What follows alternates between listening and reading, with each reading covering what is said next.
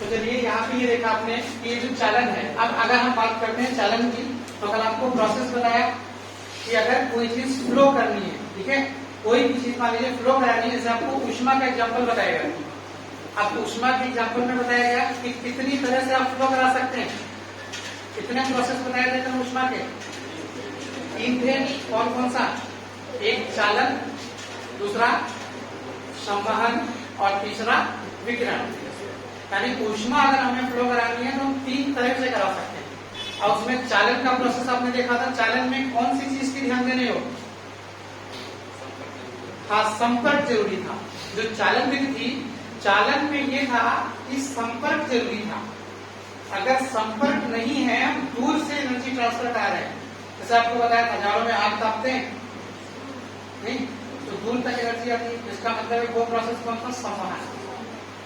संवहन का मतलब इसमें धाराएं आने लगती है, थोड़ी बहुत उनसे निकल जाती है। जैसे आप देखे होंगे कि जहाँ पे ये नहीं कहा जाता है कि बारिश होने का प्रोसीजर जो कहा जाता है, तो ये कहा जाता है कि भाई क्या प्रोसीजर है पूरा बारिश का? प्रोसीजर तो ये यहाँ पर पानी भरा रहता है, सूर्य की गर्मी से वो पानी वाष्पित होता है, ऊपर जाता है, इकट्ठा होता है, ठीक है, बूंदों के फॉर्म में, और फिर जब वो भारी हो जाता है तो बारिश के फॉर्म में नीचे गिराता है। ये एक सिंपल सा प्रोसीजर है। तो इसमें जो वाष्पित हो रहा है पानी, जो सूर्य के प्रभाव से वाष्पित होकर जा रहा है ऊपर, उसी घटना को हम क्या कहते हैं? संवहन। यानी संवहन का मतलब होता है बिना कांटेक्ट के, ठीक है, हम दूर से ही एनर्जी ले रहे हैं। लेकिन यहाँ पर हमको क्या करना है? चालन। तो चालन का मतलब संपर्क होना चाहिए, ठीक है। तो कल थोड़ा बहुत आपको बेसिक इसका बताया था। अब इसमें 2 चीजें मेनली थी, एक आपका था धातुओं में वैद्युत चालन और एक था गैसों में वैद्युत चालन, ठीक है। तो जब हम गैसों में वैद्युत चालन की बात करते हैं, भाई गैसों में नॉर्मली तो हो नहीं पाएगा, कल भी आपको बताया था। तो जब भी किसी गैस में हमें वैद्युत चालन करना होता है, तब हम करते क्या हैं? एक वैद्युत विसर्जन नलिका लेते हैं, ठीक है। एक वैद्युत विसर्जन नलिका ली, जैसे इलेक्ट्रॉन प्रोटॉन न्यूट्रॉन की खोज हुई होगी, आपने देखी होगी, कुछ इस तरह का एक प्रोसीजर ये होता था। यहाँ पे निर्वात नली और इलेक्ट्रोड कैथोड इस तरह का, ठीक है। तो आपने क्या करी? एक वैद्युत विसर्जन नलिका ले ली। अब उसके बाद वैद्युत विसर्जन नलिका में हमने क्या किया? उच्च दाब अप्लाई किया। समझ रहे हमारी बात? क्या अप्लाई किया? दाब। जब हमने उच्च दाब अप्लाई किया तो इनके जो कण होते हैं इसके गैसों के, वो टूटने लगते हैं, या कह दीजिए एक दूसरे से दूर भागने लगते हैं, जिसके थ्रू हम क्या कर सकते हैं? थोड़ा बहुत, ठीक है, जो आपका कौन सा प्रोसेस है चालन, इसको हम थोड़ा बहुत शो कर सकते हैं। लेकिन इसके बाद जो मुख्यतः चालन की घटना है वो किसमें है? धातुओं में। जो मेटल्स हैं आपकी, उनमें हो। अब धातुओं की प्रॉपर्टी क्या होती है बताएगा कोई? किस चीज को हम धातु कहेंगे? क्या गुण होना चाहिए भाई? वो वाला गुण मत बताइएगा कि चमकती हैं, कठोर होती हैं। यहाँ पर केमिकल वाला गुण बताइए, कोई ऐसी चीज कि किस चीज को, जैसे हमने लिखा ये है मान लीजिए, और ये है, ठीक है, ये है 12 20 समझे ना, ऑक्सीजन 8। इसमें बताइए कौन सी धातु है, कौन सी धातु है? कौन सी धातु है? मैग्नीशियम धातु है। मैग्नीशियम धातु होती कि नहीं होती भाई? होती है ना। और कौन सी धातु है? कौन सी? ये Ca है, कैल्शियम, कार्बन नहीं धातु है। अरे भैया उससे थोड़ा सा बोलो प्लीज, आप मैं बता तो चले कि आप क्या समझ रहे हैं। ये धातु है कि नहीं बताइए? नहीं है। ये है,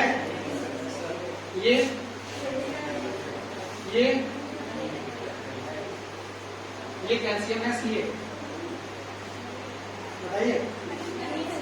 नहीं है, सभी लोग कह रहे नहीं है। ये ठीक है। इसमें देखिए अब समस्या ये है, बोल तो दी, अब इसका मतलब है गड़बड़ गड़बड़ बोल रहे हैं आप, तो इसका मतलब ये है कि आपको पता नहीं है कि कैसे हम देखेंगे धातुएं, कैसे अधातुएं देखेंगे, ठीक है। तो एक सबसे सिंपल सा है जो आपको हम आपकी सुविधा के लिए बता रहे हैं, वो नियम नहीं है, ध्यान है, ठीक है, आपको ध्यान रखना है कि वो नियम नहीं है, वो नियम नहीं है, बस वो आपके सुविधा के लिए बताया जा रहा है। अब ये नहीं थोपने लगना कल को वो नियम ना पालो, अरे आप ही ने बताया था, तो वो एक सुविधा के लिए बता रहा है, नियम नहीं है। जिनके लास्ट में IUM आ जाए, या सीधी सी बात मान लो M आ जाए, ठीक है, वो सभी धातु में, क्लोरीन क्या M आ रहा है, सोडियम, मैग्नीशियम, कैल्शियम, ऑक्सीजन। सबसे सिंपल तो यही हो गया कि आप देखकर ये डिसाइड कर लो, एक आधे अपवाद में से जीत हो गया नहीं होगी।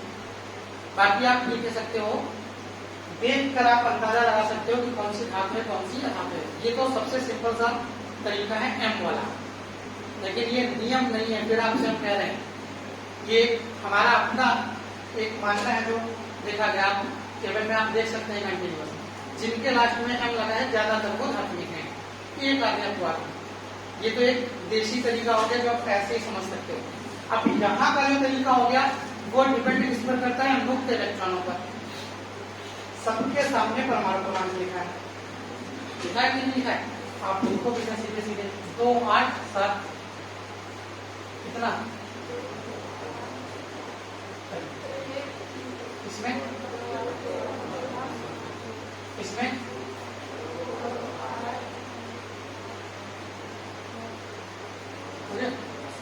इसमें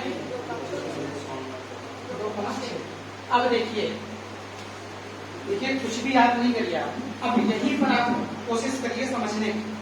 आपको पता है धातुओं के पास इलेक्ट्रॉन होते हैं, मुक्त इलेक्ट्रॉन होते हैं ना, वो इलेक्ट्रॉन देने की क्षमता रखते हैं, ये तो है, और अधातु में इलेक्ट्रॉन लेने की क्षमता रखते हैं। तो ये यहाँ पर देखिए कौन इलेक्ट्रॉन दे सकता है, कौन इलेक्ट्रॉन ले सकता है।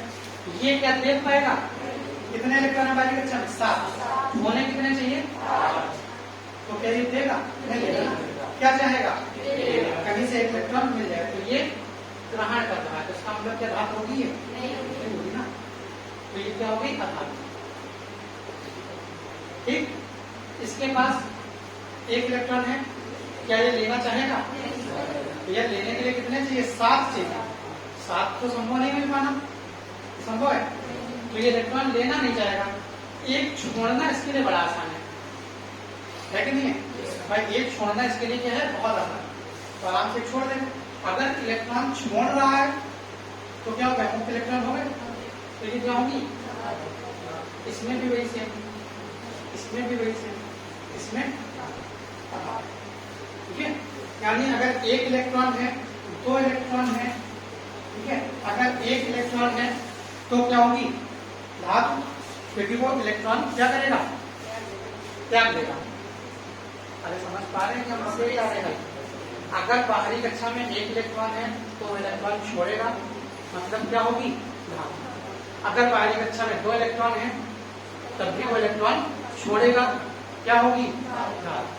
अगर बाहरी कक्षा में 3 इलेक्ट्रॉन है तब भी वो इलेक्ट्रॉन छोड़ेगा, मतलब क्या हो जाएगी, अगर 4 है तो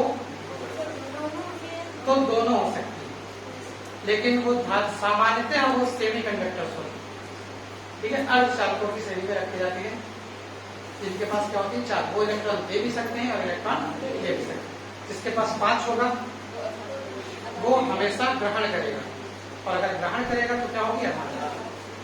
पक्का है, क्लियर हो गए, अब तो नहीं कंफ्यूज करेंगे, ठीक है। चलिए अब यहाँ पे शुरू करते हैं थोड़ा सा। अब देखिएगा धातुओं में हमें वैद्युत चालन कराना है, ठीक है, यहाँ पे तो पर्ची बताना पड़ा आपको, ठीक है। अब मेनली हमें क्या करना है, धातुओं में वैद्युत चालन हमें कराना है। तो अगर हम धातु में वैद्युत चालन कराते हैं तो आपको इतना तो पता चल गया अभी कि धातु का मतलब है कि उसके पास क्या होंगे, मुक्त इलेक्ट्रॉन होंगे। सीधी सी बात है, ध्यान रखो एक चीज कि धातुओं में मुक्त इलेक्ट्रॉन होते हैं, अधातुओं में मुक्त इलेक्ट्रॉन नहीं होते। मुक्त का मतलब फ्री, भैया 2 है बाहरी कक्षा में, फ्री तो है, ले जाओ। 7 है, फ्री नहीं है, बदले हुए हैं, हम खुद छीन लेंगे तुम्हारा, तो इसका मतलब है वो मुक्त नहीं है। तो जिनके पास मुक्त इलेक्ट्रॉन है वो क्या है, धातु है। अगर मुक्त इलेक्ट्रॉन है तो इसका मतलब है नाभिक से दूर होने चाहिए थोड़े बहुत। अगर मुक्त है तो इसका मतलब है नाभिक से आकर्षण बल उनका क्या होगा, कम रहा होगा। तो जिन धातुओं में, या आप कह सकते हैं जो धातुएं होती हैं उनमें मुक्त इलेक्ट्रॉन पाए जाते हैं, और मुक्त इलेक्ट्रॉन पाए जाने का मतलब है कि वो नाभिक से कुछ दूरी पर होंगे। नाभिक और उस जो बाहर वाला इलेक्ट्रॉन है या मुक्त इलेक्ट्रॉन है उनके बीच लगने वाला आकर्षण बल क्या होगा? कम होगा। और अगर लगने वाला आकर्षण बल कम होगा तो बड़ी आसानी से क्या कर सकते हैं? छूट सकते हैं। समझ रहे हैं? एग्जाम्पल आपको एक देते हैं। यहाँ पर है आप, मान लीजिए घर वालों की नजर में, ठीक है। अब घर वालों ने एक नियम बना रखा है। नियम से मतलब ये है आप मम्मी पापा के साथ में रह रहे हैं, ठीक है। अब एक नियम है भैया, ज्यादा देर घूमोगे तो फोन तो आ ही जाएगा, नहीं, या सवाल जवाब तो हो ही जाएगा। कितनी देर कहाँ थे? एक नियम हो गया 6 बजे घर पहुंच जाना है, 7 बजे 8 बजे 9 बजे कोई तो होगा कुछ। अब मान लो बाहर रहे, आप पढ़ने के लिए गए, लखनऊ चले गए, अब बाहर पढ़ रहे हैं, अब वहां ठीक है मम्मी पापा तो है नहीं पास में, अगर फोन भी आ गया 8 बजे, या क्या कर रहे हो? अरे बाबू पढ़ रहे हैं, वहां टहल रहे हैं सहारा रहे, ठीक है। वीडियो कॉल तो करके पूछेंगे नहीं कि वीडियो कॉल दिखाओ कहाँ पढ़ रहे हो, ये तो कोई कहेगा नहीं, बस ये पूछा हाँ क्या है। ऐसे हमारा एक दोस्त था, आज वो बहुत बड़ी पोस्ट पे है, सीईओ है, लेकिन उसकी आदत यही, कहीं हम लोगों के साथ घूम रहा होता था, घर से अगर फोन आ गए तो उसका एक ही शब्द निकलता था जो पढ़ रहे हैं, चाहे जहां घूम रहा हो। तो यही है, अगर वहां पर आप बंधे हुए नहीं, बंधे हुए से मतलब है कि अगर आप उस जगह पे बाउंड नहीं हैं किसी जगह से, तो आप क्या होंगे? थोड़ा सा फ्री है। अब आप अपने आप चाहे जितना सोचो, सेल्फ मोटिवेशन भी होता है, अपने आप चाहे जितना सोचो, लेकिन मान लो किसी दिन 4 दोस्त मिल गए, अब क्या है 8 बजे आना था, 9 बज गया 10 बज गया, अकेले हैं कोई दिक्कत नहीं, चलो ठीक है पहुंच जाएंगे। और अगर घर पे हैं, अब एक टाइम फिक्स है कि नहीं 8 बजे के बाद लगाए जाएंगे बस के, अब चाहे जितने दोस्त मिल जाए, तो यह हर हाल में हमको कहाँ पहुंचना है? 8 बजे पहुंचना है। तो वही हाल धातुओं के साथ, जो धातुएं हैं वो अपने मम्मी पापा से दूर है। मम्मी पापा कौन है? नाभिक। नाभिक से थोड़ा दूर है, मतलब उनका आकर्षण बल कम है, नाभिक का आकर्षण बल उन पर कम है। आप बाहर हो, मम्मी पापा का आकर्षण बल कम है, बिल्कुल बाहर हो, कोई टेंशन नहीं। अभी सीतापुर में हो सकता है 4 लोग जानने वाले आपके रहते हो, अगर टहलते हुए घूमते हुए मिलोगे तो चलो फोन में आपका बच्चा तो यहाँ घूम रहा था, अब भी एक समस्या, बिल्कुल बाहर हो, आपको जानने वाला है, अब बिना टेंशन के चाहे काम करो, ठीक है। तो आप ये कह सकते हैं वही चीज इनके साथ। तो जब क्या करते हैं, ये फ्री इलेक्ट्रॉन्स होते हैं, जब हम इनको चार्ज करते हैं, चार्ज का मतलब थोड़ा सा विभवांतर देते हैं, तो इनकी गतियां अपने आप क्या होती हैं? बढ़ जाती हैं, इनके वेग क्या होते हैं? बढ़ जाते हैं। और जब वेग बढ़ेंगे तो ज्यादा तेज भागने की कोशिश करेंगे, नहीं, वैसे भी प्रभाव क्षेत्र से दूर थे, और अगर थोड़ा तेज भागेंगे तो बिल्कुल प्रभाव क्षेत्र से बाहर निकलेंगे। इस तरह से हम क्या कर पाते हैं? उन इलेक्ट्रॉनों के थ्रू वैद्युत चालन, या आप कह सकते हैं वैद्युत धारा हम प्रवाहित करते हैं। फिर इसमें आपको 2-3 चीजें बताई थी। एक ऊष्मीय वेग था, ऊष्मीय वेग का मतलब है स्वतंत्रता पूर्वक छोड़ दीजिए इलेक्ट्रॉनों को। जो आपकी धातु है उसमें फ्री तो होंगे नहीं, मतलब रुके तो होंगे नहीं इलेक्ट्रॉन, जो मुक्त है वो भाग ही तो रहे होंगे, घूम रहे होंगे। तो जिस वेग से वे अपने आप स्वतंत्रतापूर्वक घूमते रहते हैं उसको हम क्या कहते हैं? ऊष्मीय वेग कहते हैं, ठीक। उसके बाद आता है माध्य पथ। जब घूम रहे हैं तो घूमेंगे, सब इलेक्ट्रॉन ही इलेक्ट्रॉन भरे हैं तो टकराएंगे भी तो यहां से मान लो ये है, मार सब इलेक्ट्रॉन भरे हैं फोकस के, कोई एक भागा यहाँ से बेचारा, ये भागा भाग के जाएगा कहाँ? जब हर तरफ इलेक्ट्रॉन है तो कहीं ना कहीं तो टकराएगा। अब पता चला यहाँ से भागा, ये टकराया, अब यहाँ संभला ही था, सोचना था लाओ आगे हो सकता फिर टकराएगा, दूसरी तरफ भागी, आगे भागा फिर टकराएगा। तो क्रमागत जो टक्करें कौन हुई? एक ये और एक हुई। अब सब कुछ इनके बीच का ही है। तो क्रमागत चक्करों के बीच की दूरी को माध्य पथ कहते हैं, ठीक। दो क्रमागत चक्करों के बीच लगे समय को श्रांति काल कहते हैं। नमस्कार है, जब चलेगा तो टकराएगा, और टकराएगा तो फिर कहीं भागेगा, फिर किसी से टकराएगा। तो जो 2 क्रमागत चक्करें हो, पहली टक्कर ये हुई और दूसरी टक्कर ये हुई, तो 2 क्रमागत चक्करों के बीच, ठीक है, जितना समय लगेगा उसको क्या कहेंगे? श्रांति काल। जितनी दूरी तय करेगा माध्य पथ, जिस वेग से गया था ये टकराने के लिए, ऊष्मीय वेग। ठीक, अब एक आती है इसमें सबसे इंपॉर्टेंट परिभाषा, अनुगमन वेग, या उसको बोलते हैं ड्रिफ्ट वेलोसिटी, या अपवाह वेग भी बोलते हैं। अब देखिए है सब कुछ वही, कुछ नया नहीं है, बस फर्क कितना है, अभी क्या कर रहे थे, फ्री घूमने दे रहे थे, यही तो था।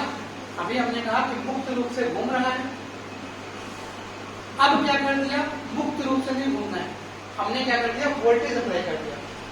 अब जब वोल्टेज अप्लाई करोगे तो हमारे हिसाब से घूमो, ये तो अभी फ्री थे, अब कोई साथ में रह रहा है तो उनके हिसाब से चलना पड़ेगा। इसको अप्लाई कर दिया, वोल्टेज यानी विभव को अप्लाई कर दिया, तो क्या करेगा, विभव के हिसाब से घूमेगा। नहीं, तो जब हम क्या कर दें, थोड़ा सा विभव अप्लाई कर दें, उस पर वोल्टता लगा दें, वोल्टेज अप्लाई कर दें, तो जिस वेग से वो चलेगा उसका जो वेग हो जाएगा उसको हम क्या कहेंगे, अनुगमन वेग या अपवाह वेग कहेंगे। बात नहीं समझ रहे? ऊष्मीय वेग और अपवाह वेग में अंतर समझ के क्या है?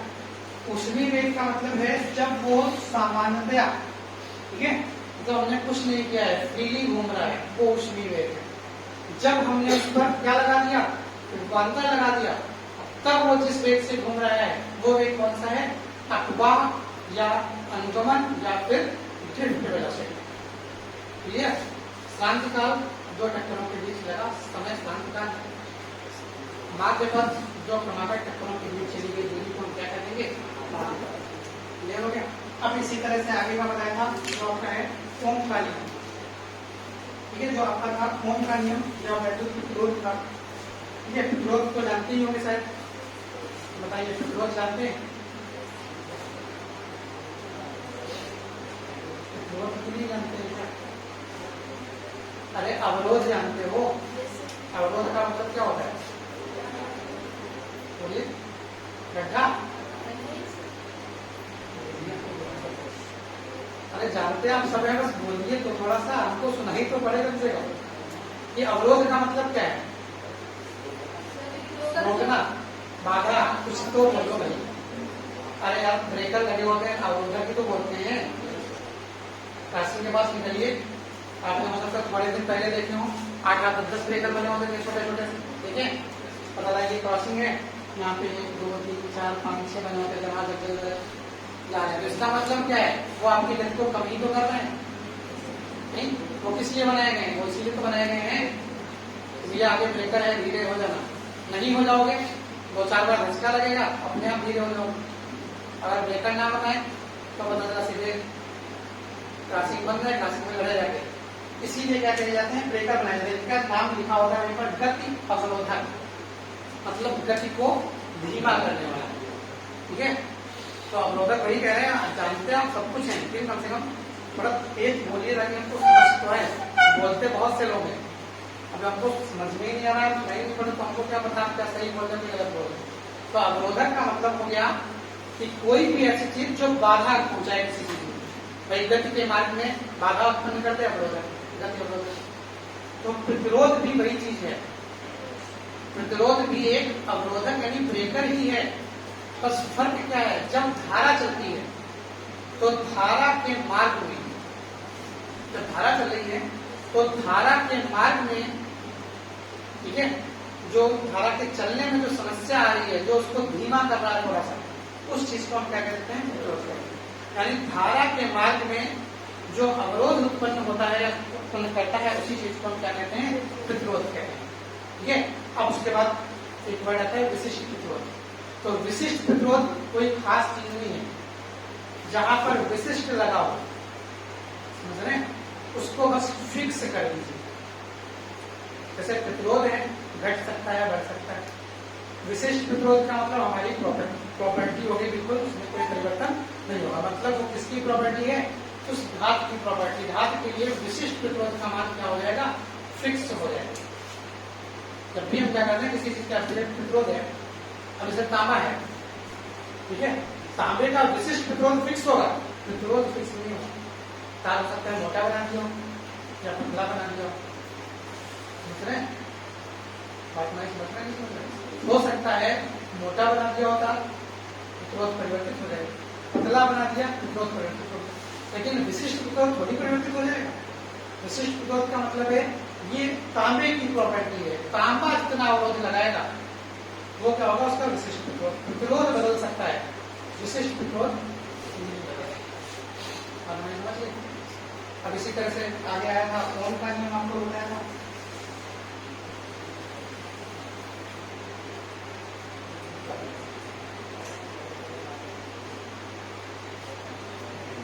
ठीक है, तो ओम के नियम में आपको कुछ चीज बता दी थी।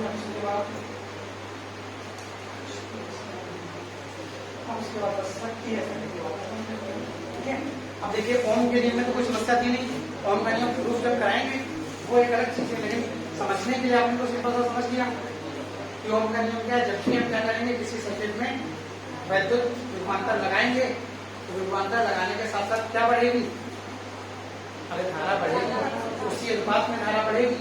इसी को हम क्या कहते हैं, ओम का नियम कहते हैं। ओम के नियम में या ओम ने ये बताया था V proportional I, V proportional I, जब इसको हटाते हैं तो V बराबर, ठीक है, I और प्रतिरोध यहाँ पे जो नियतांक लगाते हैं वो क्या लगा देते हैं, R।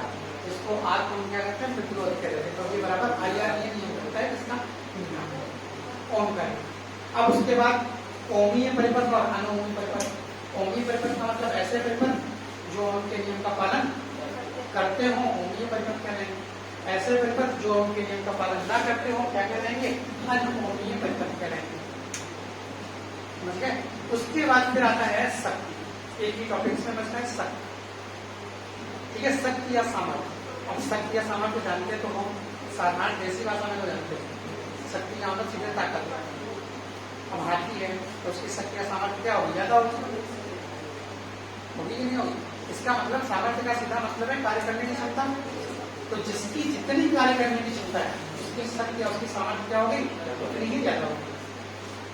अब क्या करते हैं, जो वैद्युत धारा होती है, वैद्युत धारा की शक्ति या सामर्थ्य को कहाँ में नापते हैं, वाट में। देखो जैसे कहते हैं कि कितने वाट का है, ठीक है, तो इसका मतलब है उसकी शक्ति ज्यादा है, मतलब वो ज्यादा एनर्जी कंज्यूम कर रहा है।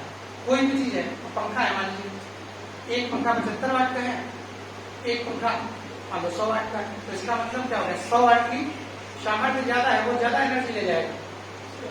75 वाट वाले की सामर्थ्य कम है। बल्ब है, पहले आपने देखे होंगे 10 रुपए वाला बल्ब जो आता था 100 वाट का, नहीं, और लाइट कितनी लग रहा हो, दिया जैसे जल रहा हो। आज के समय में अगर उसको लगा दीजिए तो यही महसूस हुआ है, बड़ा हल्का सा लग रहा है।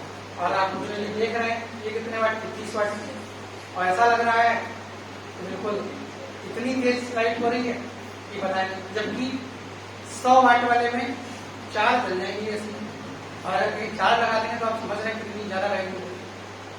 तो इसका मतलब है कौन कितनी शक्ति खर्च कर रहा है उसको हम काय में नापते हैं, वाट में। वाट या शक्ति का बड़ा मात्रक कौन होता है, किलो वाट घंटा, जिसको हम क्या कहते हैं, यूनिट कहते हैं। जो घरों में हम लाइट नापते हैं उसमें नापते हैं, किलो वाट घंटा में नापते हैं या यूनिट में नापते हैं। कहते नहीं 1 यूनिट खर्च होगी, 2 यूनिट खर्च होगी, 4 यूनिट। तो 1 यूनिट का मतलब हो गया 1 किलोवाट घंटा, मतलब 1 घंटे में उसने कितनी लाइट खर्च करी, 1 किलोवाट, मतलब 1000 वाट।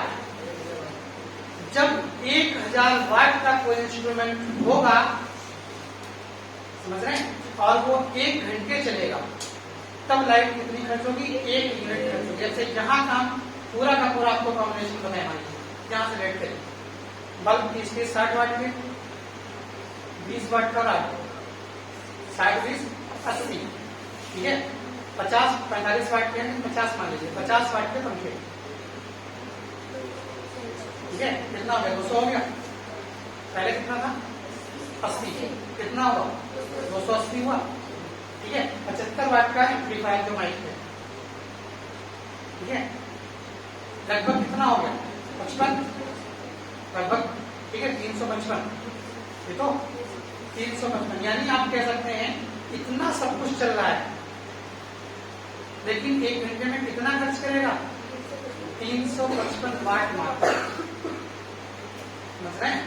अगर हम इसको 3 घंटे चलाएं, लगभग 2 घंटे 2.5 घंटे जितनी देर पढ़ाते हैं, अगर हम उतनी देर पूरा चलाएं, सारे के सारे इंस्ट्रूमेंट ऑन करें, तो हमारी कितनी खर्च होगी लाइट, 1 यूनिट। और 1 यूनिट का चार्ज यहाँ रूरल में कितना, लगभग 5 रुपए का आसपास। मतलब इतना सब कुछ चलाने के बाद भी हम कितनी लाइट खर्च कर पाए दिन में, 5 रुपए की मात्र। तो ये समझ पाए, ये सिद्धांत होता है पूरा लाइट खर्च होने का या फिर इस शक्ति का। क्लियर हो गया। अब क्या करना है, इसमें केवल लिखना है, मतलब थ्योरी का जो हिस्सा था इस चैप्टर से वो आपका इतना ही है बस। ठीक है, अब उसमें अगर कुछ बचता होगा तो वहीं पर जहाँ आता जाएगा वहां पर करते चले जाएंगे। क्लियर हो गया ना, एक बार समझिए आपको पूरी क्लियर है। अब आपको लिखना है, वहीं पर आपको जो समस्या होगी हम भी समझाते चलेंगे, और आपको अगर कहीं पर समस्या हो तो आपकी कहीं पर बोल दीजिएगा सीरियसली। ठीक है, ठीक है।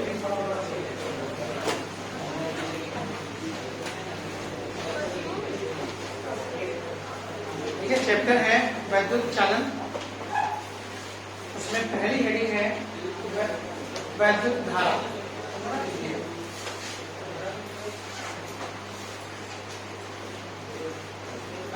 पहली हेडिंग है वैद्युत धारा।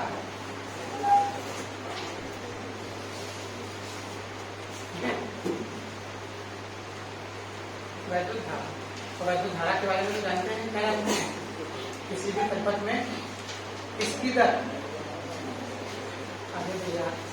आवेश प्रवाह की दर को क्या कहते हैं, धारा कहते हैं।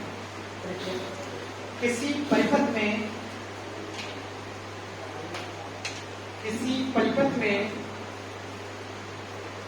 आवेश प्रवाह की दर को, किसी परिपथ में आवेश प्रवाह की दर को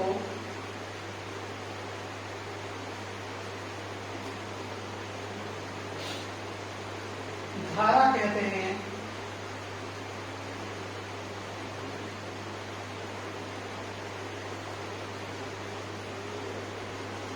यदि किसी चालक में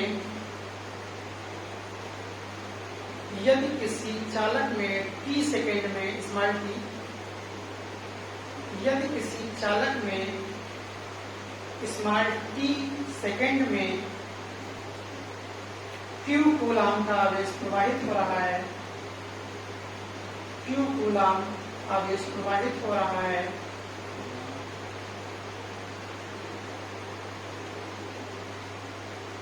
Q कूलाम आवेश प्रवाहित हो रहा है, तो चालक में प्रवाहित वैद्युत धारा, तो चालक में प्रवाहित वैद्युत धारा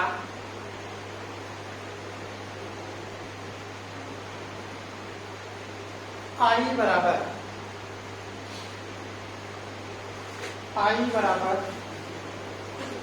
जानते हैं आप फॉर्मूला, I बराबर कितना, Q अपान T, या आप लिख सकते हैं धारा बराबर वैद्युत धारा बराबर, ऊपर कौन है, आवेश, और नीचे कौन है, समय।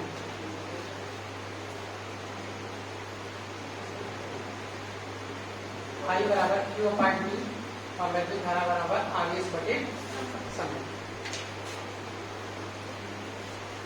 ठीक है, अब देखिए जानते हैं चूंकि Q बराबर NE होता है, अगर कहीं पर इलेक्ट्रॉन प्रवाहित हो रहे हैं, धारा का और इलेक्ट्रॉन का प्रवाहित हो रहा है, अगर कहीं पर इलेक्ट्रॉन प्रवाहित हो रहे हैं, ठीक है, तो फार्मूला क्या होता है, Q बराबर ME, यहाँ पर M क्या है, प्रवाहित होने वाले इलेक्ट्रॉनों की संख्या, और E क्या है, इलेक्ट्रॉन का आवेश।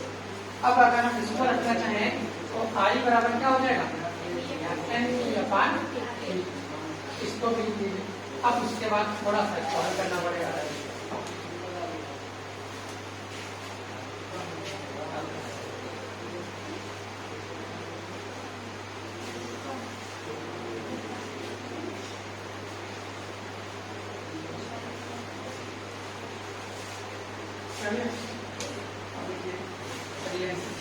यदि किसी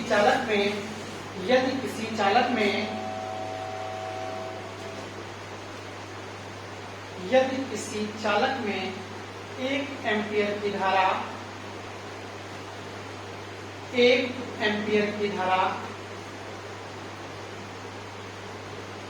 1 1 सेकंड तक प्रवाहित की जाए 1 एम्पियर की धारा 1 सेकंड तक प्रवाहित की जाए तो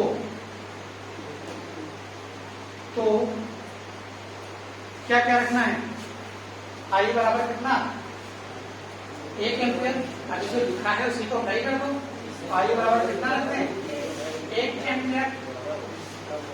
ठीक। और टी बराबर 1 सेकेंड रख दीजिए जरा। तो आई बराबर क्या हो जाएगा? 1 बराबर एन ई अपान 1 हो जाएगा। ई का मान जानते हो? नहीं, इधर भेजने तो एन बराबर कितना? 1 अपान ई हो जाएगा। ई का मान कौन नहीं जानता है? कोई तो नहीं जानता है। ई क्या है? इलेक्ट्रॉन का आवेश है। जानते हो शायद कितना?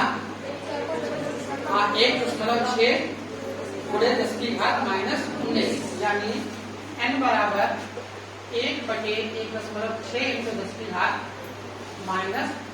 इसको सॉल्व करिए। कल ही सॉल्व करके बताया था मैं। जब इसको सॉल्व करोगे तो ये लगभग कितना आएगा? 0.625 इंटू 10 की घात -19 लीजिए आराम से। ठीक है, 16 छक्का 96। तो एन बराबर 6.25 इंटू 10 की घात 18।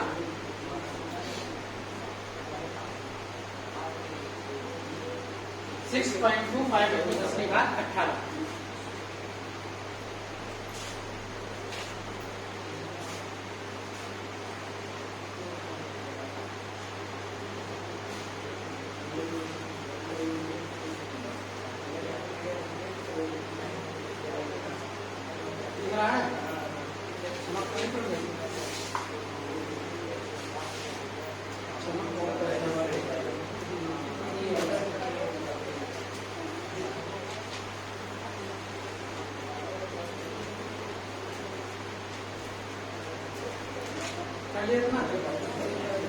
नहीं हो गया?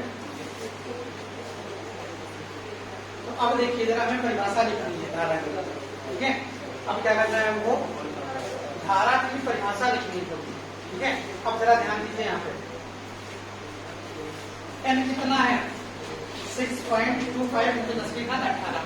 ये क्या है? इलेक्ट्रॉनों की संख्या है। और टी कितना है? 1 सेकंड।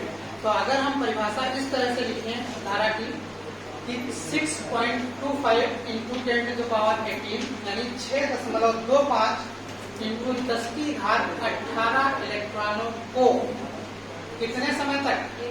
1 सेकंड तक अगर किसी चालक में प्रवाहित करें तो उसमें बहने वाली धारा कितनी हो जाएगी?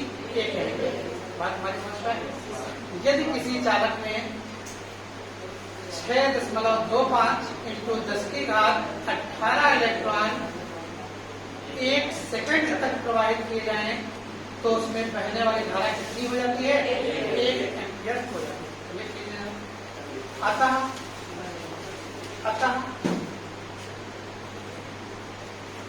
किसी चालक में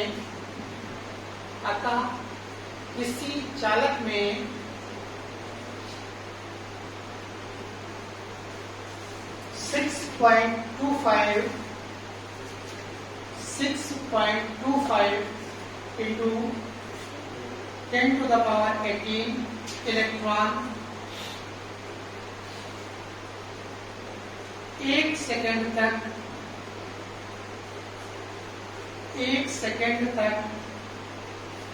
प्रवाहित किए जाएं, 1 सेकंड तक प्रवाहित किए जाएं तो उसमें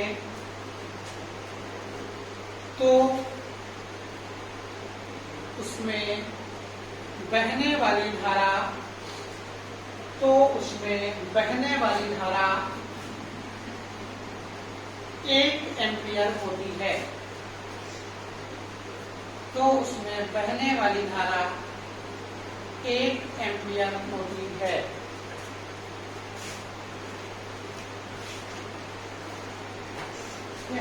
अगली लाइन से लिखिएगा। वैद्युत धारा कैसी राशि जानते हैं सर? कल बताइए तो कैसी राशि?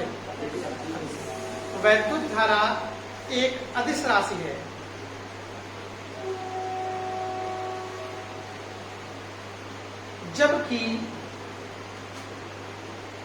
वैद्युत धारा एक अदिश राशि है जबकि परिपथ में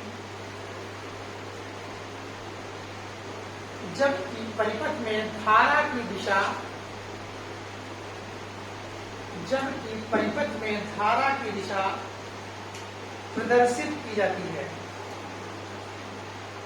जबकि परिपथ में धारा की दिशा प्रदर्शित की जाती है।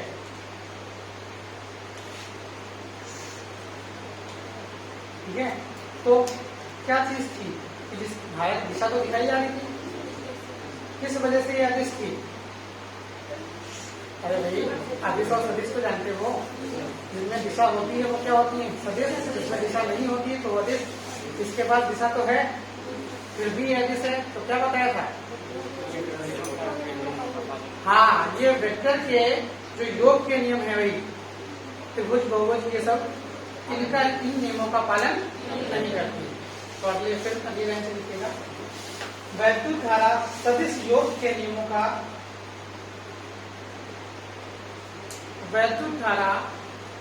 सदिश योग के नियमों का पालन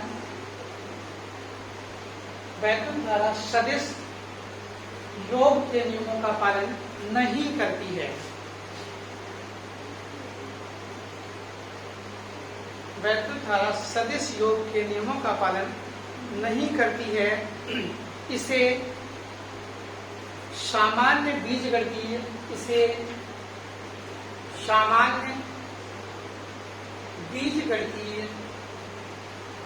नियमों से जोड़ा व घटाया जा सकता है।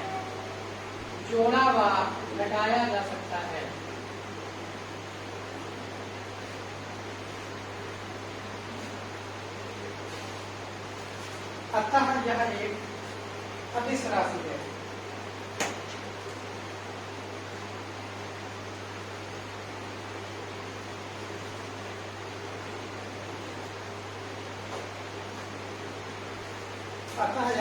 अदिश राशि है।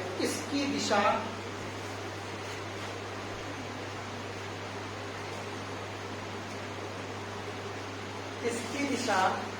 धन आवेश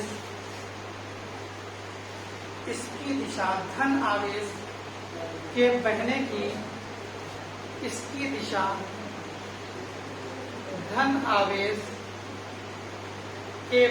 की दिशा में होती है। इसकी दिशा धन आवेश के बहने की दिशा में होती है, या कैसी और कोई दिशा होती है?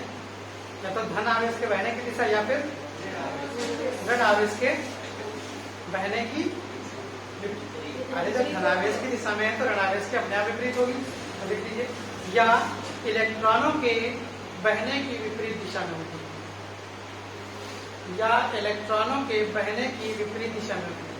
हमको लग रहा है डंडा उठाना पड़ेगा आपको इसमें। बहने के विपरीत दिशा में होती है। बिल्कुल सिंपल चीजें जो रोज बताते हैं वो आप नहीं ध्यान रख पा रहे हैं। कल ही बताया था दिशा से हमको लग रहा था बहने के विपरीत दिशा में होती है। ठीक है, अब अभी लिखिए धारा घनत्व।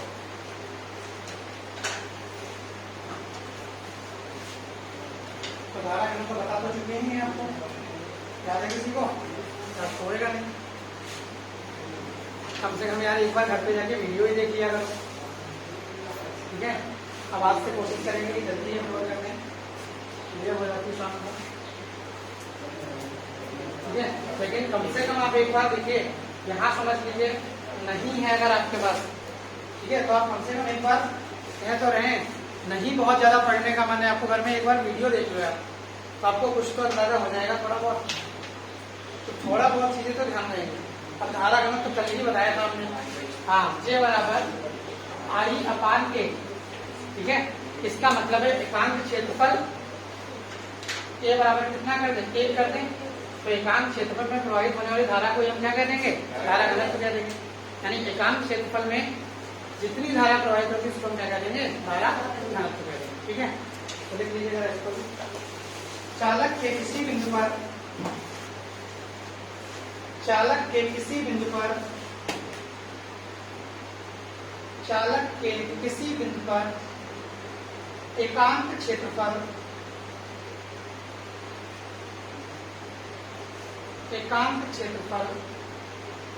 के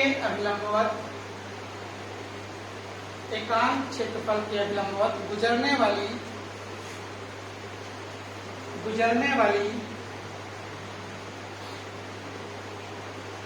धारा को ही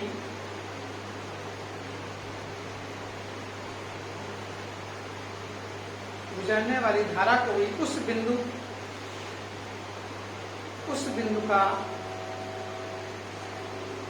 धारा घनत्व कहते हैं। इसे उस बिंदु का धारा घनत्व कहते हैं। इसे स्मॉल जे से प्रदर्शित करते हैं। स्मॉल जे, ठीक है, कैपिटल जे नहीं, कैपिटल जे दूसरी चीज हो जाएगी। इसे स्मॉल जे से प्रदर्शित करते हैं और यह एक सदिश राशि है।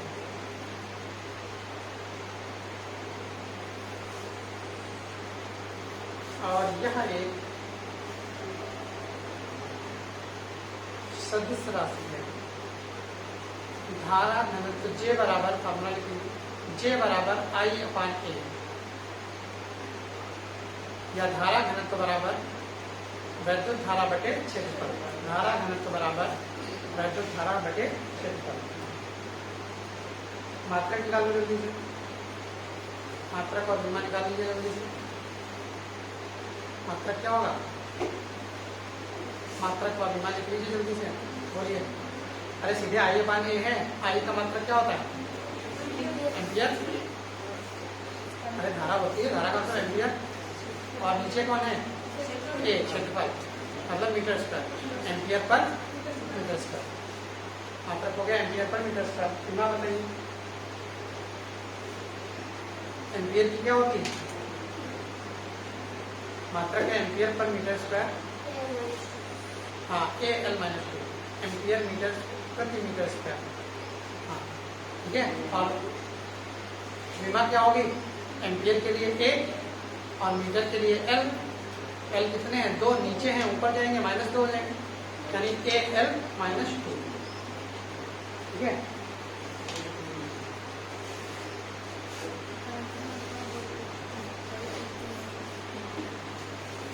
अगली रीडिंग है गैसों में विद्युत चालन। अगली रीडिंग है गैसों में विद्युत चालन। गैसों में विद्युत चालन, ठीक है। अब इसको कल करेंगे।